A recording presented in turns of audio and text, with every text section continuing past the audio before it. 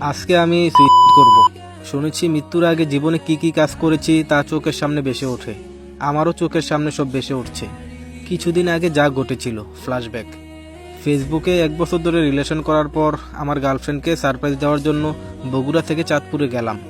গিয়ে তো আমি নিজে রীতিমতো সারপ্রাইজ হয়ে গেলাম, কারণ গিয়ে দেখি আজ আমার গার্লফ্রেন্ড উর্মির বিয়ে।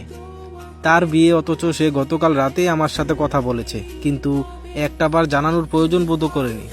সেই মুহূর্তে সেখানে দাঁড়িয়ে থাকতেই আমার পা অবশ হয়ে আসছে। কি করতে আসলাম আর কি হয়ে যাচ্ছে ভাবতেই অনেক কষ্ট হচ্ছিল।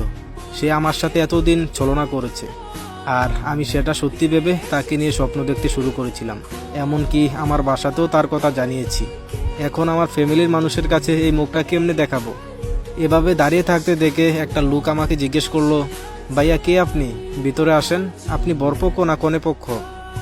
সেই মুহূর্তে আমার কাছে কোনো উত্তরই ছিল না, তাই কোনো উত্তর না দিয়ে চুপচাপ চোখের পানি ফেলতে ফেলতে বের হয়ে আসছিলাম। পিছন থেকে লোকটি অনেকবার ডাকছে, কিন্তু কোনো কথাই শুনিনি। কী বা উত্তর দিতাম? আমি তার বয়ফ্রেন্ড।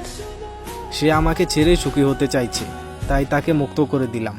শুধু মনে একটা প্রশ্নই থেকে গেল, কেন আমার সাথে এমনটা করলো? আমি ভুলটা কি করেছিলাম? এই দুইটা প্রশ্ন নিয়ে বাসার জন্য বাসে উঠলাম। বাসে অনেকক্ষণ চিন্তা করেও এই দুটো প্রশ্নের উত্তর মিলাতে পারলাম না। ও, আপনাদের তো আমার পরিচয় দেওয়া হলো না, চলুন পরিচয়টা দেয়া যাক। আমি রাকিব, বাসা বগুড়া।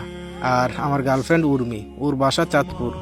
ওর সাথে ফেসবুকে পরিচয়, আর সেটা থেকে আমাদের 1 বছরের রিলেশন। এদিকে বাসে থাকা অবস্থায় আম্মু ফোন করলো। আম্মুকে এখন কি জবাব দিব? খুব বড় মুখ করে বলেছিলাম উর্মি আমাকে অনেক ভালোবাসে, ও অনেক ভালো মেয়ে, সে আমাকে কখনো ছেড়ে যাবে না।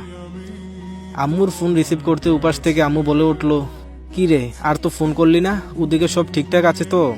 উর্মিকে নিয়ে বাসায় আসতেছিস তো? কত দূর তোরা এখন? ওকে ফোনটা দে তো, একটু কথা বলবো। আমি আম্মুকে কি বলবো কিছুই বুঝতে পারছি না। অজান্তে কান্না চলে আসছে। জোরে কান্না করলে আম্মুও কাঁদবে, তাই মুখ চেপে ধরে অনেক কান্না করছি, কোনো কথা বলছি না। আম্মু বলতেছে, রাকিব কথা বলছিস না কেন? সব ঠিক আছে তো? তারপর কান্না থামিয়ে শান্ত গলায় বললাম, সব ঠিক আছে আম্মু, আমি বাসায় আসছি, এসেই সব জানাচ্ছি, বলেই ফোনটা কেটে দিলাম। যাই হোক, বাসে জার্নি করে অবশেষে পৌঁছে গেলাম বগুড়া। সেখান থেকে রিক্সা করে সরাসরি বাসায় পৌঁছে গেলাম। কলিং বেল বাজাতেই আম্মু দরজাটা খুলে দিল। আম্মু আমার এরকম অবস্থা দেখে বলল, রাকিব কি হয়েছে বাবা তোর? আমি কিছু না বলেই আম্মুকে জড়িয়ে ধরে অনেকক্ষণ কাঁদলাম। আমার এরকম করা দেখে আম্মুও কাঁদতে লাগলো। কি হয়েছে বাবা, আমাকে বল। তারপর আমি আম্মুকে সব খুলে বললাম। আম্মু আমাকে কি বলে সান্ত্বনা দিবে নিজেই বুঝতেছে না।